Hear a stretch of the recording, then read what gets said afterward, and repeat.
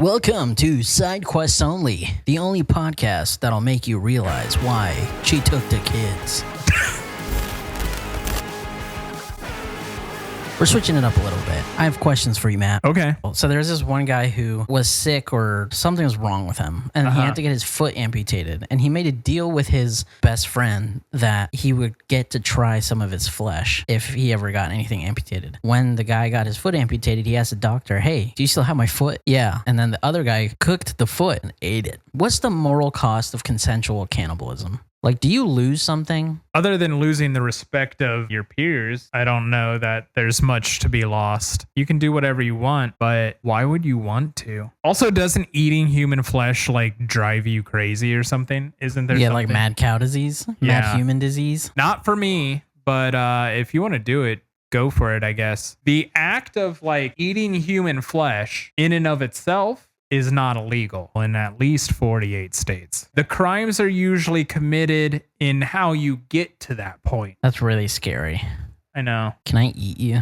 You're going to eat my ass. I've got a question for you now. Has the value of life helped or harmed innovation? I'm going to say help because medicines are created, right, to extend life. Healthcare grows. Practices improve. Valid take. I think wrong take.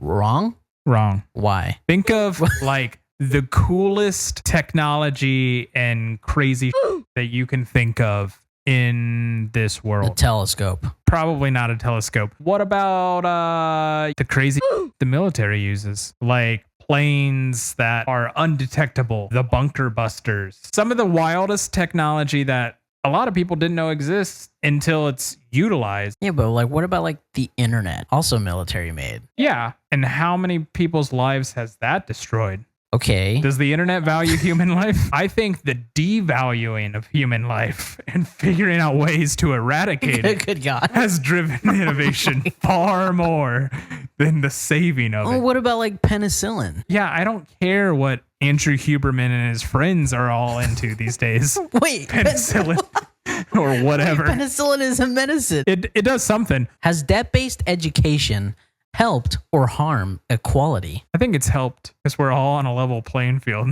that we're f***ed with student loans. Do you have student loans? Yeah, and I didn't even graduate college. When I was in my brief stint in college, brief being 6 years and no degree, one of my classes I took with Terrell Pryor. Oh, nice. Former OSU football player. This dude showed up to like 2 classes, but you know who showed up all the time? Ew. Assistant coaches to take notes for him. And then he would show up for like exams. He had a full ride because he was an amazing football player. Yeah. He and I are not the same for many reasons. What about but like that being one of merit-based scholarships? Who cares?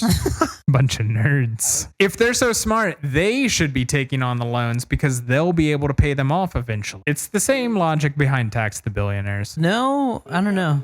What about like you got like 6 innocent kids who got merit scholarships for doing really good in high school, and then all of a sudden those 6 kids spread like $2 trillion worth of debt. You can't pay that back. Where there's a will, there's a way. I truly don't believe that. I think if we're all taking on debt, then we're all in the same boat. And those who aren't should be drugged down with us. I don't know if I'm on the same boat as a medical student who has like $500,000 worth of debt. No, but I mean, they just chose the wrong profession because they watched too much House MD when they were growing up. When I first went into college, declared my major as pre-med. I watched a lot of House growing up. If AI gains sentience, does it have free speech? I don't think AI has free speech because it's just ones and zeros. So are you like prejudiced against AI and robots? Yeah. Are you the one who calls them clankers? I'm the guy who's wearing like a pot on his head. Who's like, watch out for the clanker. Diving into ditches and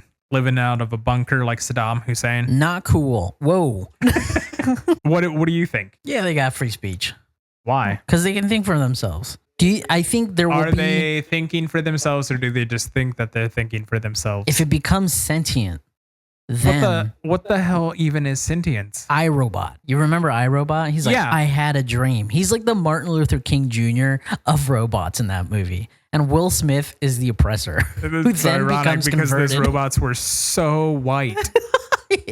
But Will Smith then becomes converted to robot equality. If you think about it. I don't know if Will Smith is a paragon of any kind of value that we want to be following. I'm not saying that. I'm not saying that. I'm saying I don't even know what his name was. Robot number 1 was sentient and had rights. And there were rules for the robots. I think they'll make a declaration of independence for their own. Yeah. I won't be caught on the other side of prejudice against robots. Here's the whole thing with AI is people think it's gonna get like we're on the verge of sentience. I don't think that's for a long time coming, or if it's even possible. I don't know, man. Did you hear about the guy who is like the main guy for ChatGPT? Sam Altman in his book bag has a kill switch for ChatGPT in case it goes crazy. He knows the power. Let me ask you a question. If your GPS had your mom's voice and her personality, how long on a road trip until you snap? I won't go on road trips. I love my mom. Not going to go on road trips. We'll just go back to printing maps out on mapquest.com. I accidentally went on MapQuest the other day. I tried to do Google Maps. Yeah. It looks like an old man who was just taught how to code a website, like made it. I don't think I ever printed out directions to anywhere. I think I just looked at them long enough to where I was like, I think I got them memorized, and then I winged it. Why do you think so many people died in the Oregon Trail? I think it was because they themselves to death. Yeah. Do you think you would have survived the Oregon Trail? Yeah, but I mean, I think I would have survived mostly because I don't value human life. So whatever means there's like necessary. Barely any innovation then. So could you really say that you don't value it if you didn't know the extent of human innovation then? I mean, they had guns. Would you rather be able to turn invisible, but only while you're screaming, or be able to teleport, but you can only teleport to Arby's? From my experience, Arby's aren't usually located in convenient places. They're like on the outskirts. They're like at every exit along the highway, which I guess that's kind of beneficial. I mean, turning invisible while screaming is completely pointless. So I guess I would go with the Arby's teleportation. It's better than nothing. I'd rather scream. The only reason I would use invisibility is to be incognito so that I can watch you in the shower. But I'm giving myself away by screaming. Yo, what the fuck? Not you. You. Yo, would you rather time travel once, but it's at a random time, you don't know when? Or would you rather time travel anytime you want, but it's only 12 seconds ahead or behind? I guess with the 12 seconds, I would only use it behind. Like, at what point are you like, unless I'm microwaving something and I'm like 12 seconds into the future just so it gets done faster. But you have to get really good at your reaction time to be like, oh, and then like teleport 12 seconds back. The other one sounds too like, have you ever read Slaughterhouse-Five? No. It's a crazy book. One of my favorite books I've ever read. But if it's like not like that, but it's like I can teleport to prehistoric time. That would be terrible. That'd be random. so scary. Just imagine you're sitting there cranking your hog. Oh my God. And then all of a sudden, face to face with a velociraptor. I'd rather take the 12 seconds. What's a perfectly normal hobby that still somehow gives you serial killer vibes? Whittling. I don't even know if it's perfectly normal. I mean, it's like, especially if you're like chainsaw whittlers. Are those considered whittlers or are those just carvers? You could sculptors? Say, you could say the same thing with like hand-sized whittling, like just miniature carving. I think whittling's like with the knife and whatever. Okay. If you're a whittler, you're a serial killer. For me, it's probably anyone whose hobby is mutilating animals. What the fuck? What is wrong with you today? Have you heard of Jeffrey Dahmer? What is wrong with you today? Would you rather have everything that you touch turn into Jell-O, like Midas, but like stupid? Or would you rather, when you eat food, it screams in pain every time you take a bite? I would go with Midas the Jell-O. It's even people, man. Yeah, but like I could just be Michael Jackson for most of the time and just wear gloves. Gloves are Jell-O. No. Yeah, because you touch the gloves. Gloves made of Jell-O. Yeah, but you'd still poke through the Jell-O. No. Yeah. Thick enough layer of Jell-O, you're probably fine. No. I have a dainty touch. Ew. I'm just saying. But you want your food to scream at you? Hey man, I would eat it fast. You ever had the foods you would avoid eating are long foods or big portions? Long foods like what? like a foot long hot dog. You would avoid eating a Costco hot dog. You would avoid eating a Subway sandwich. You would avoid eating like hoagies. Yeah, that's torture for me. You could I love hot dogs. I love sub sandwiches. You could scarf down a piece of pizza real fast. You could scarf down a donut really fast. Yeah, but like that's just gonna give you indigestion from eating too fast. Oh no! You just what are you, Kobayashi? You chew. But think about this. You know what is really fast to eat? What? Jello.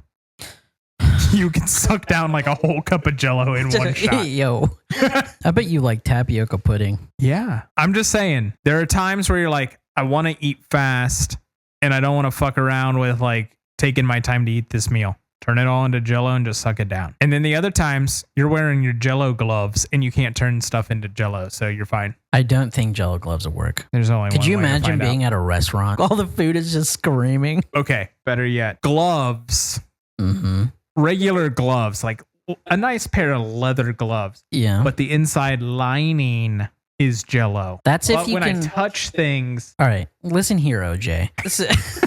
So let's say you have the coat of Jello on your hands. Yeah. To be able to put the gloves on, you're going to poke through the Jello and then thus touch the gloves. And it will become Jello. It's not going to work. Do you think I'm just forcefully It's not going to work. Everything? It doesn't have to be forceful. Poke a cup of Jello, it's just going to be kaput. No, there's surface tension. You ever put a glove on in winter? If you put a glove on in winter, it takes a little bit of force. We'll do some research and get back to you. If you could cancel one universally liked thing just for the chaos, what would it be? Air. Jesus. Just kidding. It'd probably be something like wheels.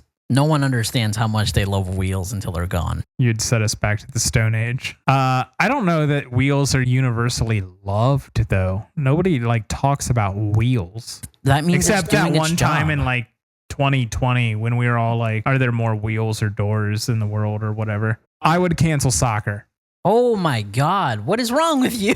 That's Welcome crazy. to the age of American football. Oh my God. I don't, if soccer went down, I don't think American football was like be as No, big it as would soccer. just be baseball or basketball, but probably baseball. What's one absurdly niche rule you would enforce just to mess with people? Only cut with the butt end of a fork.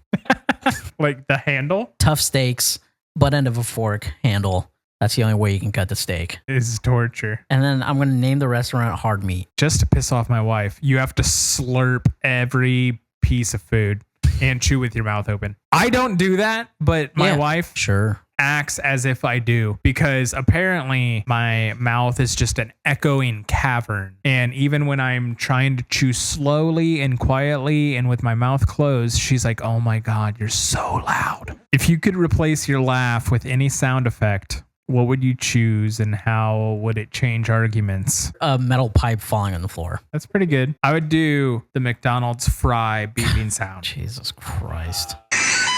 Jesus, stop it. Oh, please stop it. I would just start laughing during every argument. I'd punch you in the throat. Remember to tongue punch the like button and Jesus Christ. gently caress the Stop. subscribe. Make sweet love to the notification bell. All right, we're done with this episode. Bye. Okay, bye.